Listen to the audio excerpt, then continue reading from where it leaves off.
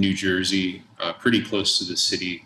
Yeah. And I was with Gene Bertoncini, who was a just Man. amazing guitar player, amazing person. I was with him for my whole time there. Wow. He's another one of my favorite teachers I've ever had, and like Mhm. just one of my favorite people I've ever met, probably. Yeah, he's the best. I've met him like once or twice, and he's always. I'm sure you know all the jokes, all the brutal jokes. So good. But he, like my first day of my undergrad, my teacher who went to Berkeley in the '70s, um, like one of the books we had to get was approach or what is it? Approaching the guitar. I can't remember. Oh, The Dean Bertoncini's book. yeah, yeah. Mm-hmm. I think it's called Approaching the Guitar, whatever it is, but it's so great. It's like it's laid out so well and like it's just so logical and there's just so much. I go back to it all the time. Yeah. Yeah, he's Yeah, he fantastic. was just like a magician of the guitar. He would always surprise me, like from week to week. He would always assign me these like arrangements of tunes, like just whatever tune came to his mind. He would say Hmm. like arrange, I don't know, My Shining Hour for solo guitar for next week. Yeah. And and then we would just like I would play through the solo arrangement, then we would play the tune together, and he would just play all the most wild stuff I've ever heard anyone play on a tune, just like playing super melodic stuff, and then just like this crazy octave displacement line with like all of Yeah. these like, contrapuntal ideas. I was just like, man, what are you doing? How do you do that? But yeah, he's just amazing teacher. And again, another one of those that was like, didn't come in with his agenda. It was like, let me see where you're at, and I'm gonna, help you get to the point that you want to be. Yeah, absolutely. I wondered, had you done much solo guitar stuff before that? Not really. I, to be honest, I feel like I was mostly just like very single line focused, and I still feel that way. But it wasn't really something that I had ever even really thought about until I started lessons with him, like working out arrangements of tunes. Yeah.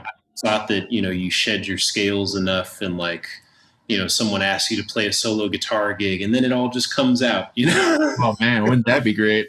Yeah. But yeah, he really, put me to work with that kind of stuff. Just like it started as just like an arrangement a week, and then it became like two arrangements a week, three arrangements a week, and then it got to the point where I was just like, Gene, like this is way too much. Wow. Like, but it definitely helped, just like getting to understand how I wanted to approach that part of guitar playing, and like what kinds of people to listen to, what to listen for. Yeah. Most importantly. It's a whole nother beast. And it's equally rewarding and very frustrating. I mean, that's basically all elements of music, right? But especially solo guitar. Yeah.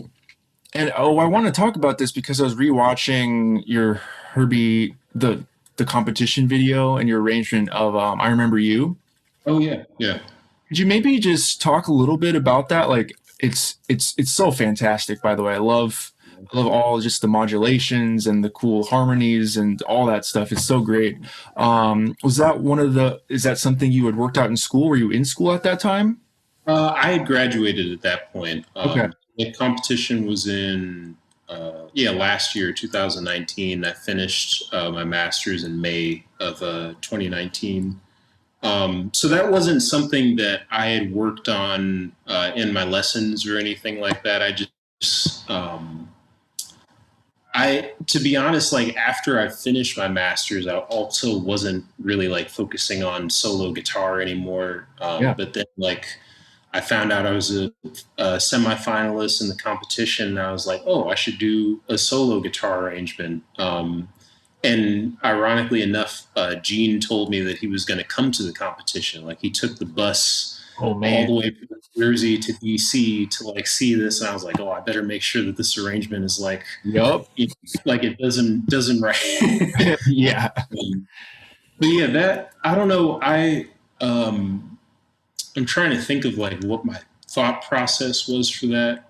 Uh, Something that Gene expressed to me was just like, you have to, prioritize the melody, but you can frame that melody in so many different ways. Yep. He gave me this sheet like the first week that had all of these concepts that you can use on a tune, and it was like, chordal voicings, triadic voicings, two lines moving at once, three lines moving at once, melody in one key, harmony in another key, or something like that. Just like really mind expanding stuff that I had never really thought of.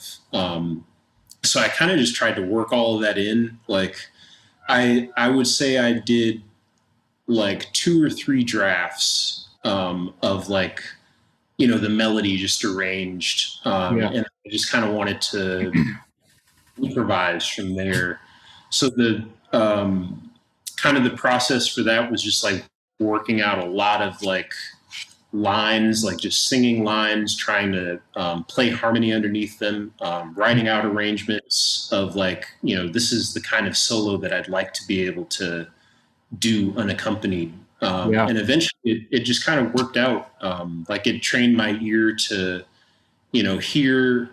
hear a melodic idea and then know how to like drop a bass note under that, or drop like some kind of harmonic idea under that, and just like listen for just ways of like keeping things full, because I feel like that's the hardest thing is like, you improvise solo guitar and it's like, oh, I have to play a chord. You're like playing all these single note lines. It's like, oh, chord, So I just kind of wanted it to be more, just a little more fluid than that. And like, playing a line and maybe like in the middle of a line, have like a dyad like pop out, or like a triad voicing or something like that, just pop out to keep things kind of, keep the forward motion going, and like, not just make it sound like there's just one guitar player playing on stage by himself,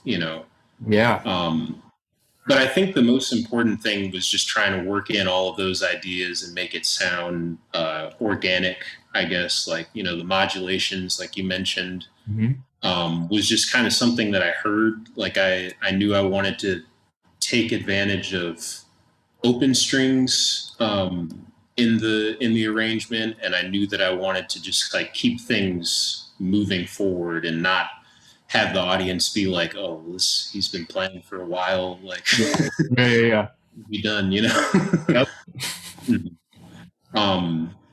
But yeah, it's something that I feel like I still have to work on a lot, because it's ironically, you would think with the lockdown and like not being able to play with people regularly, I would be focusing on solo guitar a lot, but I haven't really like shedded it seriously in a couple months. I would say I haven't really done like many arrangements or anything like that.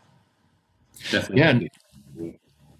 No, I was just curious because, well, because when I first heard that video, I don't even know if I ever seen a video of you playing solo guitar. I was like, man, he's been hiding. He's been hiding this from us. What is going on? I was like, all right, he can really do it all. This is it. He's from Mars. That's it. I mean, it sounds like to me, and honestly, I kind of guessed this even before talking to you, that you would. I'm not trying to put thoughts in your head, but it seems to me that you have an idea of a sound or something you want to hear, and you just find pragmatic ways to practice it and try to achieve that sound. Does that sound right? Absolutely. Yeah, that's been the biggest thing for me like the last couple of years is, everyone has their own way of getting to the sound that they want. Everybody's chasing this sound, but sometimes you can't even like express like how it is that you want to sound, or like what kinds of musical things it is that you'd like to be able to do. So I think that's like the most important first step, is just figuring out like what you like, listening to players and identifying like, I like the way that this player uses Like they self-accompany themselves when they're playing in a trio. I like the way that this player uses open strings. Like just all of those like super specific things, I think, kind of mold into uh, a broader sound or like a broader spectrum, you know.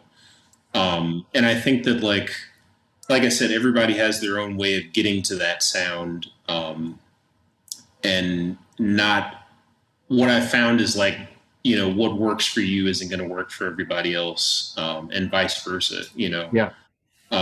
So that's been the biggest thing recently is just like, you know, I knew that I wanted to maybe outline changes a little clearer, you know. So I found out like all of these ways just from transcribing and thinking like maybe this is what that person was thinking, you know. That's kind of gotten me to Yeah. that sound specifically.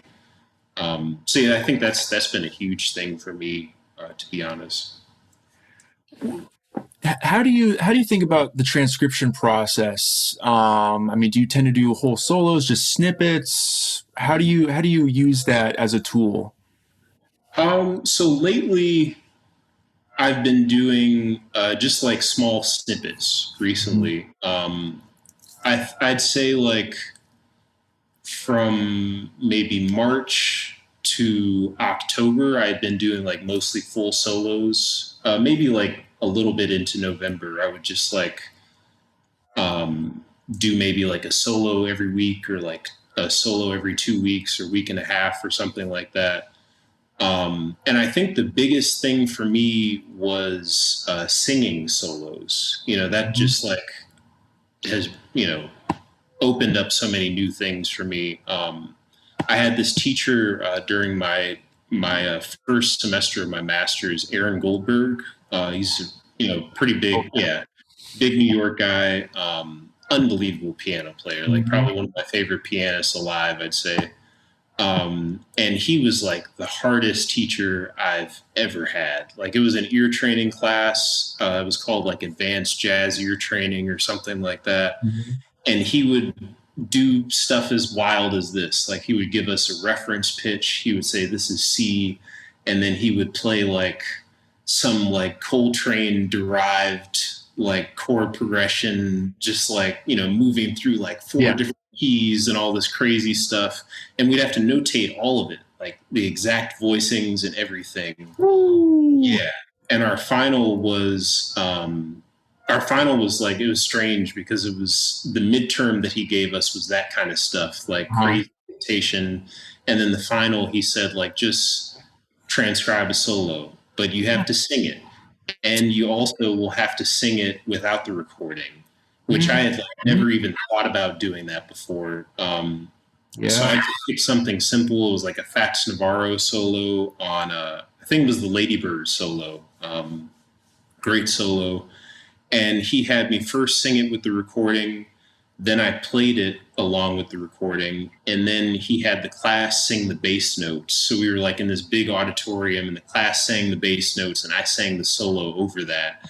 And it was really hard, man. I was like, Yeah. to like really shed this.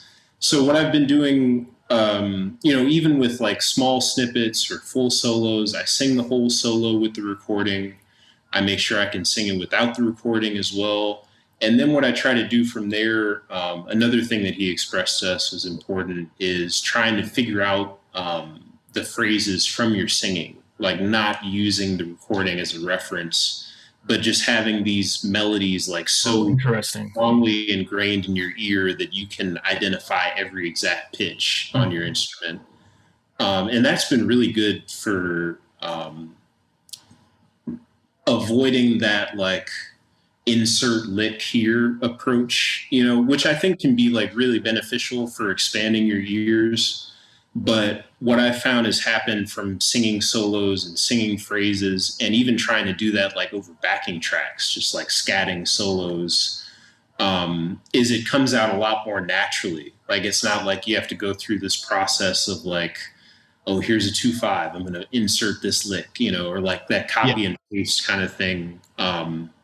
So that's been really just tremendously helpful, I think, for just making improvisation feel more natural as a practice rather than like mechanical.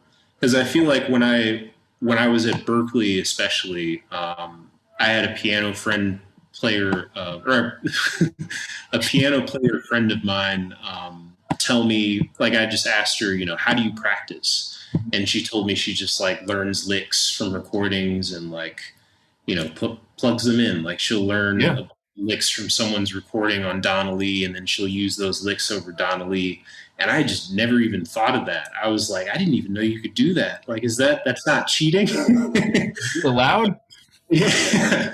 And what I found happening, like I said, I think that can be really great. Like if you really drill in those licks to the point where it becomes like second nature. Yeah. What I found happening was I would just like do like information overload. And it was like one day I would be like, okay, I'm going to learn like 30 licks. And I would just like browse through all these different recordings, like put in timestamps, like I like this lick, I like this lick. And then I would just, turn on a backing track and try to plug all that stuff in. Yeah. And like none of it was connected to my ears. Like it was Mhm. all just like shapes. And I may have had like an ear reaction initially and been like, wow, that's hip. But that's kind of where it stopped. Yeah.